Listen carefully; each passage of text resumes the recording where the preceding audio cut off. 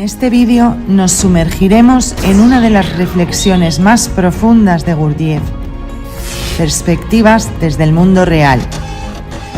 ¿Es nuestro conocimiento un tesoro o solo una carga vacía? En sus palabras, vemos que la verdad permanece oculta a nuestra vista, aunque dispersa como migajas que están cerca de nuestras manos. Hay un camino, una llamada hacia algo superior. Este discurso es una advertencia y una guía para quienes desean buscar el verdadero conocimiento sin perderse en los laberintos de la ignorancia o los espejismos de la ilusión de las mentes llevadas por la vanidad, la soberbia o el protagonismo. ¿Qué significa realmente saber para poder hacer?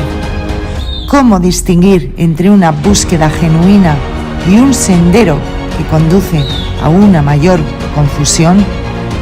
Este mensaje es una brújula para quienes se atreven a mirar más allá de lo evidente, para quienes desean no solo absorber información, sino alcanzar la transmutación y acceder a la sabiduría, a la memoria de sangre.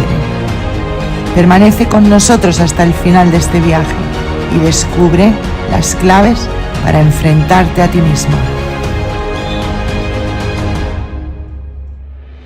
Recuerda, el despertar no es opcional. Despertar es la única vía hacia la verdadera libertad. Cada paso hacia la verdad depende solo de tu voluntad. Comencemos. Perspectivas desde el mundo real. Al hablar sobre diferentes temas, he notado lo difícil que es el transmitir, aunque sea a una persona bien conocida, la comprensión que se tiene hasta del tema más ordinario. Nuestro idioma es demasiado pobre para descripciones completas y exactas. Más tarde encontré que esta falta de comprensión entre un hombre y otro es un fenómeno matemáticamente ordenado, tan preciso como las tablas de multiplicar. En general, depende de la así llamada psique de la gente de que se trata, y en particular del estado de su psique en un momento dado. La verdad de esta ley puede verificarse a cada paso. Para ser comprendido por un hombre, no solo es necesario para él que habla saber cómo hablar, sino también para el que escucha saber cómo escuchar. Y es por esto que puedo decir que si yo hablara del modo que considero exacto, todos aquí, con muy pocas excepciones, pensarían que estoy loco. Pero como ahora tengo que hablar para mi auditorio, tal cual es, y mi auditorio tendrá que escucharme, primero debemos establecer la posibilidad de un entendimiento común. Mientras hablamos, debemos señalar gradualmente los hitos de una conversación productiva.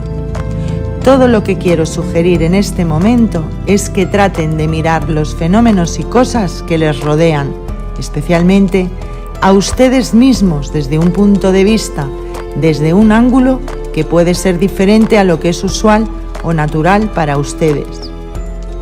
Solo mirar, porque el hacer más solo es posible con el deseo y la cooperación del que escucha, cuando el que escucha deja de escuchar pasivamente y empieza a hacer, es decir, cuando se mueve hacia un estado activo. Muy a menudo, al conversar con la gente, se oye la opinión directa o implícita de que al hombre, tal como lo encontramos en la vida ordinaria, se lo podría considerar casi el centro del universo, el ápice de la creación, o en cualquier caso, una entidad grande e importante cuyas posibilidades son casi ilimitadas, sus poderes casi infinitos. Pero aún con tales puntos de vista hay ciertas reservas.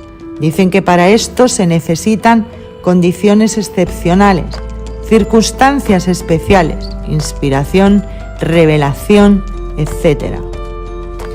Sin embargo, si examinamos esa conexión del hombre, vemos de inmediato que está formada por características que pertenecen no a un hombre, sino a varios individuos conocidos o supuestamente diferentes.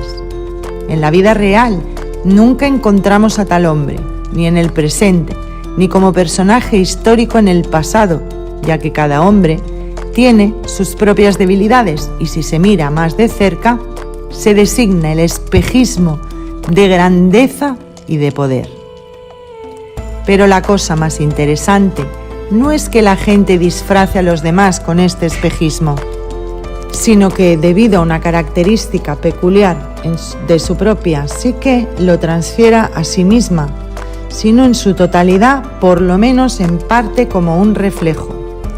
Y así, aunque las personas son casi nulidades, se imaginan ser ellas mismas este tipo de colectivo o algo muy parecido. Mas, si un hombre sabe cómo ser sincero consigo mismo, no sincero como usualmente se entiende esa palabra, sino despiadadamente sincero, entonces a la pregunta ¿qué es usted?, no esperará una contestación reconfortante. Por lo tanto, sin esperar que ustedes se aproximen a experimentar por sí mismos sobre lo que estoy hablando, sugiero que para comprender mejor lo que quiero decir, cada uno de ustedes ahora debería hacerse a sí mismo la pregunta ¿qué soy yo? Estoy seguro que el 95% de ustedes se quedará perplejo con esa pregunta y contestará con otra. ¿Qué quiere decir usted? Y esto probará que un hombre ha vivido durante toda su vida sin hacerse esta pregunta, que ha dado por sentado axiomáticamente que él es algo, hasta algo muy valioso, algo que nunca ha puesto en duda. Al mismo tiempo, es incapaz de explicar a otra persona lo que es. Y no sería que no lo sabe porque de hecho este algo no existe, sino que su existencia es mera presunción. No es extraño que la gente preste tan poca atención a sí misma con referencia al conocimiento de sí. No es extraña la complacencia obtusa con que se cierran sus ojos a lo que realmente son y gastan sus vidas en la plácida convicción de que representan algo valioso. Dejan de ver la irritante vacuidad escondida detrás de la fachada demasiado pintada, creada por su propio engaño, y no se dan cuenta de que su valor es puramente convencional. En verdad, esto no es siempre así. No toda la gente se ve a sí misma tan superficialmente. Sí, existen las mentes inquisitivas que anhelan la verdad del corazón, la buscan, se esfuerzan por resolver los problemas planteados por la vida, tratan de penetrar dentro de sí mismos. Si un hombre razona y piensa sanamente, no importa qué camino siga al resolver estos problemas, inevitablemente debe de regresar a sí mismo y empezar a solucionar el problema de lo que él mismo es y cuál es su lugar en el mundo que lo rodea, porque sin este conocimiento no tendrá ningún punto de enfoque en su búsqueda. Las palabras de Sócrates, conócete a ti mismo, persisten para todos aquellos que buscan el verdadero conocimiento y el ser. Acabo de usar una nueva palabra, ser, para estar seguro que por ella todos entendemos la misma cosa. Tendré que decir algunas palabras como explicación. Acabamos de preguntarnos si lo que un hombre piensa de sí mismo corresponde a lo que es en realidad. Y ustedes se preguntaron a sí mismos qué son. He aquí un médico, allá un ingeniero y allí un artista. ¿Son realmente lo que pensamos que son? ¿Podemos considerar la personalidad de cada uno de ellos como idéntica a su profesión, a la experiencia que esta profesión o su preparación para ella le ha dado? cada hombre llega al mundo como una hoja de papel en blanco. Luego la gente, las circunstancias a su alrededor, empiezan a rivalizar entre sí para ensuciar esta hoja y cubrirla con escritos. Entran aquí la educación, la formación de la moralidad, la información que llamamos conocimiento, todos los sentimientos de deber, honor, conciencia, etc. Y todos pretenden que los métodos adoptados para injertar al tronco estos retoños conocidos como la personalidad del hombre son inmutables e infalibles. Gradualmente se ensucia la hoja. Mientras más se ensucia con el así llamado conocimiento, más listo se considera el hombre. Cuanto más hay escrito en el espacio llamado deber, más honesto se dice que es, poseedor, y así es con todo. Y la misma hoja sucia, al ver que la gente considera su suciedad como un mérito, cree que es valiosa. Este es un ejemplo de lo que llamamos hombre, al cual aún agregamos frecuentemente términos tales como talento y genio. Sin embargo, el humor de nuestro genio, cuando se despierta en la mañana, se arruina para todo el día si no encuentra sus pantuflas junto a la cama. El hombre no es libre ni en sus manifestaciones ni en su vida. No puede ser lo que desea ser ni lo que cree que es. No se asemeja al retrato de sí mismo, y las palabras hombre, el ápice de la creación, no son aplicables a él. Hombre, este es un término para enorgullecerse, pero tenemos que preguntarnos, ¿qué clase de hombre? No el hombre, por cierto, que se irrita por trivialidades, que presta atención a pequeñeces y se enreda en todo lo que le rodea. Para tener derecho a llamarse hombre, se debe de ser un hombre, y este ser se obtiene solo a través del conocimiento de sí y del trabajo sobre uno mismo en las direcciones que llegan a ser claras a través del conocimiento de sí. ¿Han tratado ustedes alguna vez de observarse mentalmente cuando su atención no está concentrada en algún problema determinado? Supongo que la mayoría de ustedes están familiarizados con esto, aunque tal vez solo unos pocos lo han vigilado sistemáticamente en sí mismos.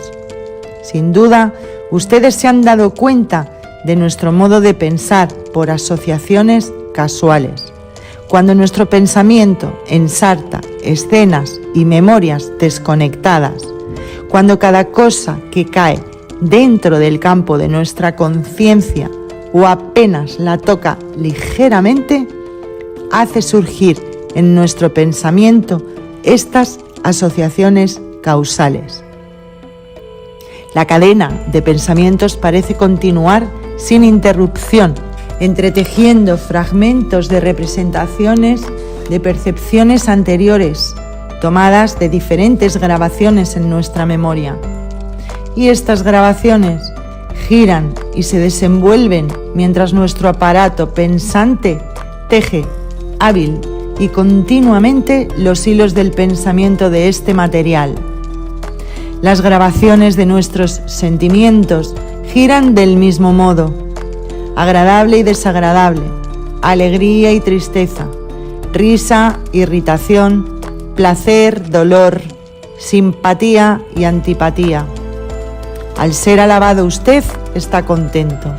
Alguien lo engaña y su humor se echa a perder.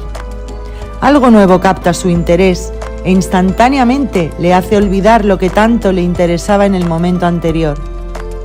Gradualmente, su interés lo amarra a esta nueva cosa, hasta que se hunde de pies a cabeza. De repente, ya no la posee. Usted ha desaparecido, está amarrado y disuelto en esa cosa. De hecho, ella lo posee, lo ha cautivado, y esta infatuación, esta capacidad para ser cautivado bajo muchos diferentes modos, es una característica de cada uno de nosotros. Esto nos amarra y nos impide ser libres. Por lo mismo nos quita fuerza y nuestro tiempo, dejándonos sin posibilidad de ser objetivos y libres.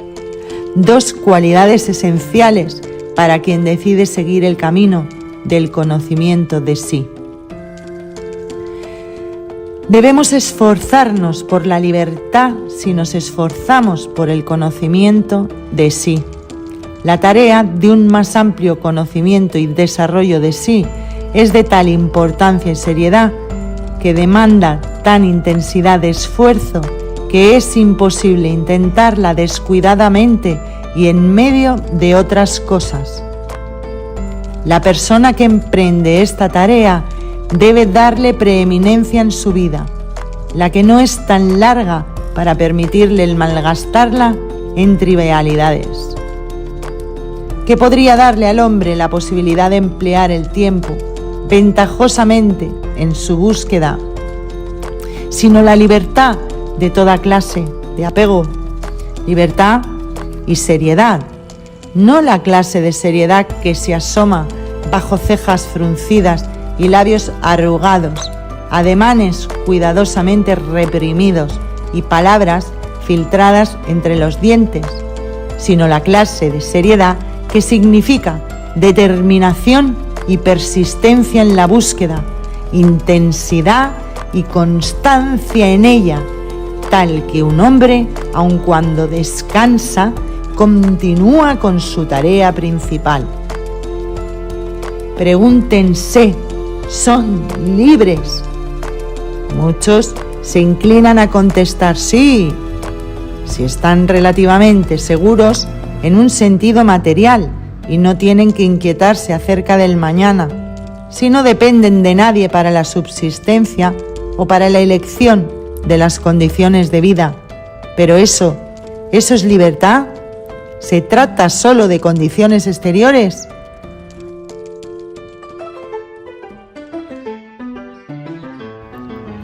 Digamos que usted tiene mucho dinero, vive lujosamente y goza del respeto y estima general. La gente que está al frente de su bien organizado negocio es absolutamente honesta y le es fiel. En una palabra, usted tiene una muy buena vida. Tal vez usted piensa igual y se considera a sí mismo absolutamente libre, porque dispone de su tiempo como le place. Es patrón de las artes. Arregla los problemas mundiales tomando una taza de café y hasta puede estar interesado en el desarrollo de ocultos poderes espirituales. Los problemas del espíritu no le son desconocidos y es versado en cuestiones filosóficas. Es educado y culto. Siendo un poco erudito en muchos campos, a usted se le considera como un hombre inteligente porque encuentra fácilmente el camino en toda clase de actividades. Usted es un ejemplo del hombre culto. En breve, usted es envidiable. Por la mañana despierta bajo la influencia de un sueño desagradable. El humor ligeramente deprimido desapareció, pero ha dejado su huella en una especie de laxitud y vacilación en sus movimientos. Se aproxima al espejo para peinarse y por accidente se le cae su cepillo.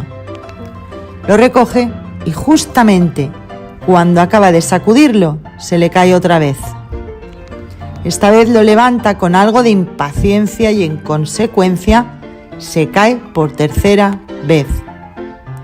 Trata de cogerlo en el aire, pero en cambio vuela hacia el espejo. En vano salta para cogerlo. ¡Crack! Un racimo estrellado de grietas aparece en el antiguo espejo del que estaba usted tan orgulloso. ¡Al demonio! Las grabaciones de descontento empiezan a girar y usted necesita descargar su disgusto en alguien. Al encontrar que el sirviente se ha olvidado de colocar el periódico al lado del café del desayuno, se desborda el vaso de su paciencia y usted decide que ya no puede soportar más a este desdichado hombre en la casa. Ya es hora de que usted salga. Aprovechando el buen tiempo y en pista de que no tiene que ir lejos, decide caminar, mientras su coche le sigue lentamente. El brillante sol lo apacigua un poco. Su atención es atraída hacia un grupo de gente que rodea a un hombre que yace inconsciente en el pavimento. Con la ayuda de los espectadores, el portero lo pone en un taxi y se lo llevan a un hospital. Fíjese cómo la cara extrañamente familiar del chofer está conectada en sus asociaciones y le recuerda el accidente que tuvo el año pasado. Usted regresaba a su casa de una alegre fiesta de cumpleaños. ¡Qué delicioso pastel tenían! Este sirviente suyo que olvidó traerle el periódico arruinó su desayuno. ¿Por qué no compensarlo ahora? Después de todo, el pastel y el café son sumamente importantes. Ahí está el café de moda al que algunas veces va con sus amigos. Pero, ¿por qué se ha acordado del accidente? Seguramente ya casi se había olvidado del desagrado de esta mañana. Y ahora, ¿realmente están tan sabrosos su pastel y su café? Usted ve las dos damas en la mesa de al lado. ¡Qué encantadora rubia! Ella le echa una mirada y susurra a su compañera: ese es el tipo de hombre que me gusta. Seguramente ninguna de sus dificultades merece perder el tiempo o molestarse por ellas. Hace falta que le haga ver cómo cambió su humor desde el momento en que encontró a la rubia y lo que duró mientras estaba con ella. Usted regresa a su casa tarareando una alegre melodía y hasta el espejo roto solo le provoca una sonrisa. Pero, ¿qué hay del asunto por el cual salió esta mañana? Recién acaba usted de recordarlo. Eso es ser listo. Aunque no importa porque usted puede telefonear. Levanta el auricular y la operadora le da un número equivocado. Llama de nuevo y contesta el mismo número. Un hombre dice con voz cortante que ya está cansado de usted. Usted dice que no es culpa suya.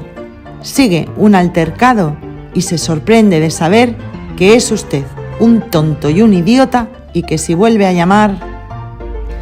La alfombra arrugada debajo de su pie lo irrita y debiera oír su tono de voz al regañar al sirviente que le está entregando una carta. La carta es de un hombre que usted respeta y cuya buena opinión valora. El contenido de la carta es tan halagador para usted que su irritación desaparece gradualmente y es reemplazada por la agradablemente y embarazosa sensación de elogio que le hacen surgir. Termina de leerla en el más amable de los humores. Podría continuar esta descripción de su día, del de usted, hombre libre. Quizá crea que he estado exagerando. No, este es un verdadero cuadro tomado de la vida. Este fue un día en la vida de un hombre muy conocido, tanto en su país como en el extranjero. Un día reconstruido y descrito por él mismo, la misma noche, como un vívido ejemplo del pensar y sentir asociativos. Díganme, ¿dónde está la libertad cuando la gente y las cosas se posesionan de un hombre en tal grado que olvida su estado de ánimo, sus negocios y a sí mismo? En un hombre que está sujeto de tales variaciones, ¿puede haber una actitud seria hacia su búsqueda? Ahora ustedes comprenderán mejor que no es menester que un hombre sea necesariamente lo que parece ser, que no se trata de las circunstancias ni de los hechos externos, sino de la estructura interna del hombre y de su actitud hacia esos hechos. Pero tal vez esto solo sea verdad en cuanto a sus asociaciones. Con respecto a las cosas que él conoce, quizá la situación sea diferente. Pero les pregunto, si por alguna razón cada uno de ustedes no pudo poner su conocimiento en práctica durante varios años, ¿cuánto quedaría? ¿No sería esto como tener materiales que con el tiempo se secan y evaporan? recuerden la comparación con una hoja de papel en blanco y efectivamente en el curso de nuestra vida estamos aprendiendo algo todo el tiempo y a los resultados de este aprender llamamos conocimiento. Y a pesar de este conocimiento, no damos pruebas a menudo de ser ignorantes, alejados de la vida real y por lo tanto mal adaptados a ella. Se nos educa a medias, como renacuajos, o más a menudo simplemente somos gente educada con un poco de información sobre muchas cosas, pero toda enmarañada e inadecuada. De hecho, es mera información, mera cultura. No la podemos llamar conocimiento, puesto que el conocimiento es una propiedad inalienable de un hombre. No puede ser más y no puede ser menos, porque un hombre conoce solamente cuando él mismo es ese conocimiento. En cuanto a sus convicciones, no se han fijado nunca que cambian. No están tan bien sujetas a fluctuación como todo lo demás en nosotros. ¿No sería más exacto llamarlas opiniones en vez de convicciones? Si dependen tanto de nuestro estado de ánimo como de nuestra información, o quizá simplemente del estado de nuestra digestión en un momento dado. Cada uno de ustedes es un ejemplo no muy interesante de un autómata animado. Piensan que se necesita el alma y el espíritu para hacer lo que hacen y vivir como viven, pero quizá baste con una llave para darle cuerda a sus mecanismos álmicos. Sus diarias porciones de alimento los ayudan a darse cuerda y a renovar una y otra vez las cabriolas sin propósito de sus asociaciones. De este conjunto de materiales se selecciona pensamientos separados y ustedes intentan conectarlos como un todo y pasarlos como valiosos y como propios. También escogemos sentimientos y sensaciones, estados de ánimo y experiencias, y de todo eso creamos el espejismo de una vida interior. Nos llamamos a nosotros mismos seres conscientes y razonables. Hablamos de Dios, de la eternidad, de la vida eterna y otros temas más elevados. Hablamos acerca de todo lo imaginable.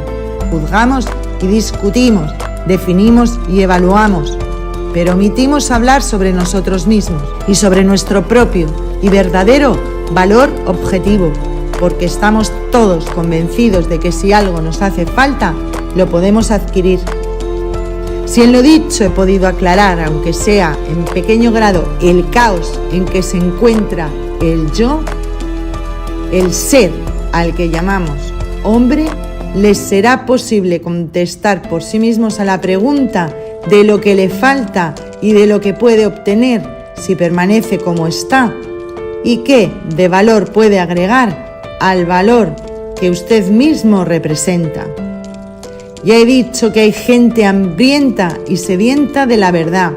Si examina los problemas de la vida y es sincero consigo mismo, pronto se convencerá de que no es posible vivir como ha vivido y ser lo que ha sido hasta ahora, que es esencial una salida de esta situación y que un hombre solo puede desarrollar sus capacidades, poderes ocultos, limpiando su persona de la suciedad que la ha construido en el curso de su vida. Pero para llevar a cabo esa limpieza en forma racional, y para eso se necesita ayuda mutua. Si recuerdan el ejercicio que se dio de la identificación, se darán cuenta cuán ciego es el hombre cuando se identifica con sus estados de ánimo, sentimientos y pensamientos. Pero nuestra dependencia de las cosas está limitada solo a lo que se puede observar a primera vista. Estas cosas se destacan tanto que no se puede evitar que llamen nuestra atención. ¿Recuerdan ustedes cómo hablamos acerca de los caracteres de las personas, dividiéndolos a grosso modo en buenos y malos? Una vez que un hombre ha empezado a conocerse, encuentra continuamente nuevas áreas de su mecanicidad. Llamémoslo automatismo. el dominio, donde su voluntad, su yo quiero, no tiene poder. Áreas no sujetas al yo, tan confusas y sutiles que le es imposible encontrar su camino dentro de ellas sin la ayuda de alguien que sabe. Brevemente, este es el estado de cosas en el campo del conocimiento de sí. Para hacer, uno debe conocer, pero para conocer, uno debe descubrir cómo conocer. No podemos descubrir esto por nosotros mismos, o es más sencillo, con ayuda de nuestros camaradas. Además del conocimiento de sí, hay otro aspecto de la búsqueda, el desarrollo de sí. Veamos cómo andan las cosas ahí. Es claro que un hombre abandonado a sus propios medios no puede exprimir de su dedo meñique el conocimiento de cómo desarrollarse, y aún menos qué exactamente desarrollar en sí mismo. Gradualmente, al conocer a personas que están buscando, hablando con ellas y leyendo libros apropiados, un hombre es atraído hacia la esfera de preguntas concernientes al desarrollo de sí. ¿Pero qué puede encontrar aquí? Antes de nada, un abismo del más imperdonable charlatanerismo, basado enteramente en la avidez de hacer dinero al engañar a gente crédula que está buscando una salida a su impotencia espiritual.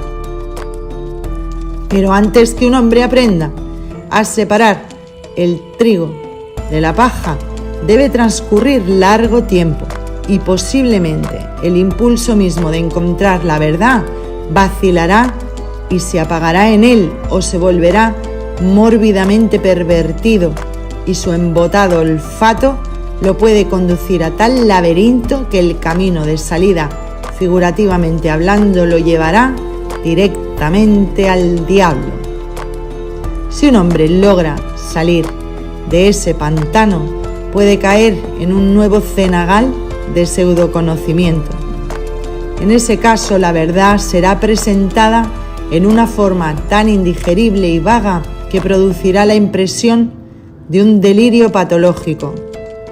Se le mostrarán caminos y medios para desarrollar poderes y capacidades ocultas, las cuales se le prometen que, si es persistente, le darán sin mucho esfuerzo poder, dominio sobre todas las cosas, incluyendo criaturas animadas, materia inerte, los elementos, dominar la voluntad de otros. Todos esos sistemas, basados en una variedad de teorías, son extraordinariamente seductivos a los borregos, sin duda precisamente por su vaguedad. Tienen una atracción particular para los semieducados, aquellos que son semi-instruidos en el conocimiento positivista. En vista de que la mayoría de los asuntos estudiados desde el punto de vista de teorías esotéricas y ocultas a menudo van más allá de los límites de datos accesibles a la ciencia moderna, muchas veces estas teorías los desprecian. Aunque por un lado le den a la ciencia positivista su mérito, por el otro minimizan su importancia y nos dejan la impresión de que la ciencia no es solo un fracaso, sino algo aún peor. ¿Para qué sirve entonces ir a la universidad, estudiar y esforzarse con los libros de texto oficiales, si las teorías de esta clase lo capacitan a uno para despreciar todos los otros aprendizajes y para juzgar toda cuestión científica? Sin embargo, hay una cosa importante que el estudio de tales teorías no da: no engendra objetividad en cuestiones de conocimiento, menos aún de lo que lo hace la ciencia. Efectivamente, tiende a embotar el cerebro del hombre y a disminuir su capacidad para razonar y pensar sanamente, llevándolo hacia la psicopatía. Este es el efecto de muchas teorías en los semieducados, que las toman como una auténtica revelación, pero su efecto no es muy diferente en los científicos mismos, quienes podían haber sido afectados, aunque ligeramente, por el veneno del descontento con las cosas existentes. Nuestra alma pensante tiene capacidad para ser convencida de cualquier cosa, siempre y cuando sea influenciada repetida y persistentemente en la dirección requerida. Una cosa que puede parecer absurda al principio, al final llegará a racionalizarse, siempre y cuando se repita con suficiente frecuencia y convicción. Y así, como un tipo de gente repetirá palabras hechas que se le han pegado en la mente, así un segundo tipo de gente encontrará pruebas intrincadas y paradojas para explicar lo que dice. Pero ambos son igualmente dignos de lástima. Todas estas teorías ofrecen aseveraciones que, como los dogmas, usualmente no pueden ser verificados. O en cualquier caso, no pueden ser verificados por los medios a nuestro alcance. Luego, se sugieren métodos y caminos del desarrollo de sí que se dice que lo llevan a uno a un estado en el cual sus aseveraciones pueden ser verificadas. En principio, no puede haber objeción a esto, pero la práctica continua de esos métodos puede llevar al buscador demasiado apasionado a resultados altamente indeseables. Un hombre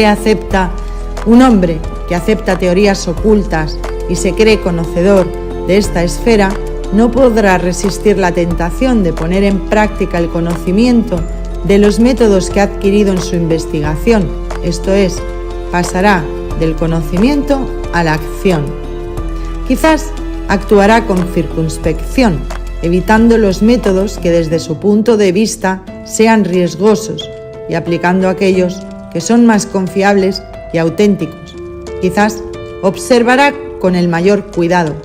A pesar de todo, la tentación de aplicarlos y la insistencia en la necesidad de hacerlo, así como el énfasis puesto en la naturaleza milagrosa de los resultados y el encubrimiento de sus lados oscuros, conducirá a un hombre a probarlos.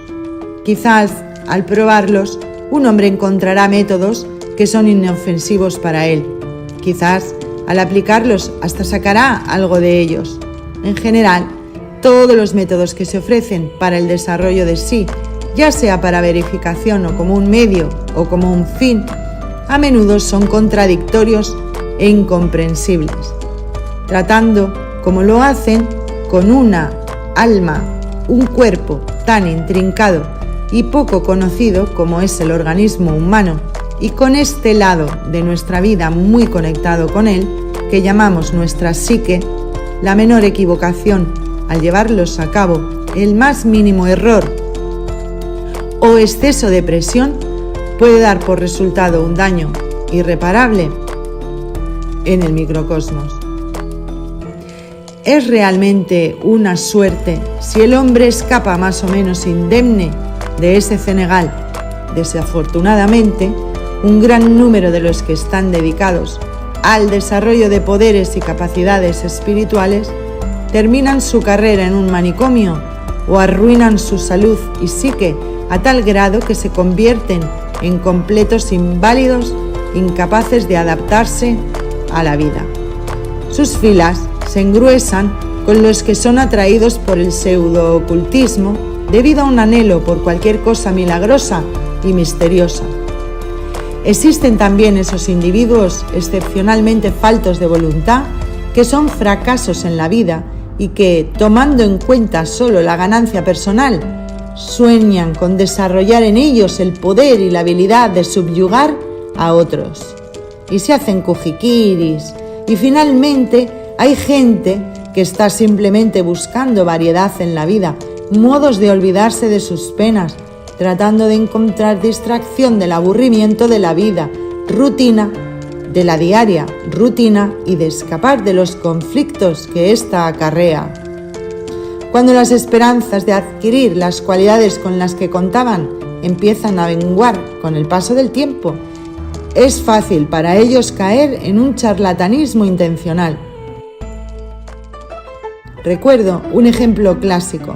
Cierto buscador de poderes psíquicos, un hombre de buena posición, muy leído, que había viajado mucho en busca de cualquier cosa milagrosa, terminó en bancarrota y al mismo tiempo se desilusionó de todas sus investigaciones. Al buscar otro medio de subsistencia, le vino la idea de hacer uso de su pseudoconocimiento, en el cual había gastado tanto dinero y energía, y puso manos a la obra. Escribió un libro, luciendo uno de esos títulos que adornan las cubiertas de los libros de ocultismo, algo así como un curso sobre el desarrollo de las fuerzas ocultas del hombre. Este curso estaba dividido en 7 conferencias y hacía las veces de una pequeña enciclopedia de métodos secretos para desarrollar magnetismo, hipnotismo, telepatía, clarividencia, clariaudiencia, escape hacia el reino astral, levitación y otras seductoras capacidades. El curso fue bien anunciado y puesto en venta a un precio altísimo, aunque al final se ofrecía un descuento apreciable, hasta del 95%, a los clientes más persistentes y parsimoniosos, a condición de que lo recomendaran a sus amigos. Debido al interés general en tales terrenos, el éxito del curso excedió todas las esperanzas de su compilador. Pronto empezó a recibir cartas de compradores en tonos entusiastas, reverentes y deferentes, dirigiéndose a él como querido maestro, sabio mentor y expresando la más profunda gratitud por la maravillosa exposición y la muy valiosa instrucción que les dio la posibilidad de desarrollar varias capacidades ocultas en un tiempo notoriamente corto.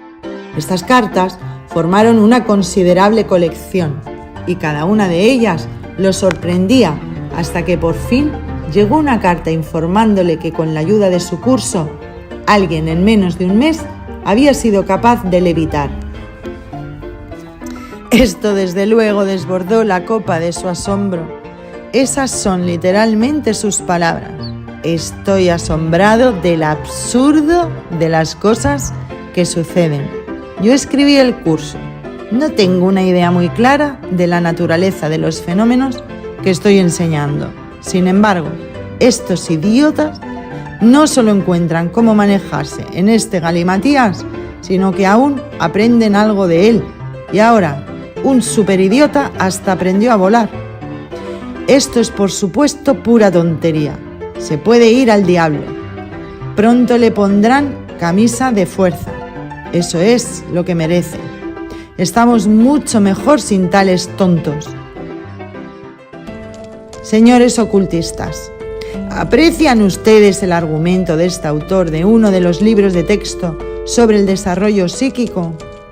En este caso es posible que alguien accidentalmente pueda aprender algo, porque a menudo un hombre, aunque ignorante él mismo, puede hablar con extraña actitud acerca de varias cosas, sin saber cómo lo hace. Al mismo tiempo, por supuesto, dice también tantos disparates que cualquiera de las verdades que haya podido expresar está completamente enterrada, siendo absolutamente imposible el extraer la perla de la verdad de ese basural de toda clase de absurdos. ¿Por qué esta extraña capacidad?, pueden preguntar. La razón es muy simple. Como ya he dicho, no tenemos conocimiento propio, esto es, conocimiento dado por la vida misma que no se nos pueda quitar. Todo nuestro conocimiento, que es mera información, puede ser valioso o sin valor. Al absorberlo como una esponja fácilmente podemos repetirlo y hablar acerca de él lógica y convincentemente, aun cuando no comprendamos nada de ello. Nos es igualmente fácil perderlo porque no es nuestro, sino que ha sido vertido dentro de nosotros como un líquido en un recipiente. Migajas de verdad que están esparcidas por doquier, y aquellos que saben y comprenden pueden ver y maravillarse de cuán cerca de la verdad vive la gente y, sin embargo, cuán ciega está y cuán impotente es para penetrarla. Pero al buscarla, es mucho mejor no aventurarse en absoluto en los oscuros laberintos de la estupidez e ignorancia humanas que ir ahí solo. Un hombre, sin percatarse, puede sufrir una lesión, una dislocación de su mente a cada paso que da, después de lo cual tendría que gastar en su reparación mucho más de lo que gastó en dañarla. ¿Qué podemos pensar de un individuo de cierto peso que dice de sí mismo que es un hombre de perfecta mansedumbre y que su comportamiento no está bajo la jurisdicción de aquellos que lo rodean, puesto que él vive en un plano mental al cual no se pueden aplicar las normas de la vida física? De hecho, su comportamiento debería haber sido hace mucho tiempo tema de estudio de un psiquiatra. Es el comportamiento de un hombre que concienzuda y persistentemente trabaja sobre sí mismo durante horas diariamente. Esto es, aplica la deformación psicológica de por sí ya tan grave que estoy convencido que pronto entrará en un manicomio. Podría citar cientos de ejemplos de búsquedas mal dirigidas y de a dónde conducen. Podría darles los nombres de personas muy conocidas en la vida pública que han quedado trastornadas por el ocultismo y que viven entre nosotros y nos asombran por sus excentricidades. Les podría señalar el método exacto que causó su trastorno, en qué ámbito trabajaron y se desarrollaron, y cómo estos afectaron su constitución psicológica y por qué. Pero esta cuestión podría ser tema de una conversación larga y separada, así que por falta de tiempo no voy a permitirme tratarla ahora. Cuanto más estudia el hombre los obstáculos y engaños que le esperan a cada paso en este terreno, más se convence que es imposible recorrer el camino del desarrollo de sí, siguiendo las instrucciones casuales de gente encontrada por azar o la clase de información entresacada de la lectura y de las conversaciones fortuitas. Al mismo tiempo, gradualmente, se ve con más claridad, primero, un débil destello y luego la clara luz de la verdad que ha iluminado a la humanidad a través de los siglos. Los principios de la iniciación se pierden en la oscuridad del tiempo, donde desaparece la larga cadena de épocas. Grandes culturas y civilizaciones se asoman, surgiendo veladamente de cultos y misterios, siempre cambiando, desapareciendo y reapareciendo. El gran conocimiento se transmite sucesivamente de época en época, de pueblo a pueblo, de raza a raza. Los grandes centros iniciáticos iluminan al mundo con brillante luz. Los venerados nombres de los grandes iniciados, los portadores vivientes de la verdad, son pasados reverentemente de generación en generación. La verdad se establece por medio de escritos simbólicos y leyendas y se transmite a las masas para su preservación en forma de costumbres y ceremonias, en tradiciones orales, en monumentos conmemorativos, en el arte sagrado o a través de las cualidades invisibles de la danza, música, escultura y rituales varios. Se comunica abiertamente después de una determinada prueba a aquellos que la buscan y se preserva por la transmisión oral en la cadena de aquellos que sí saben.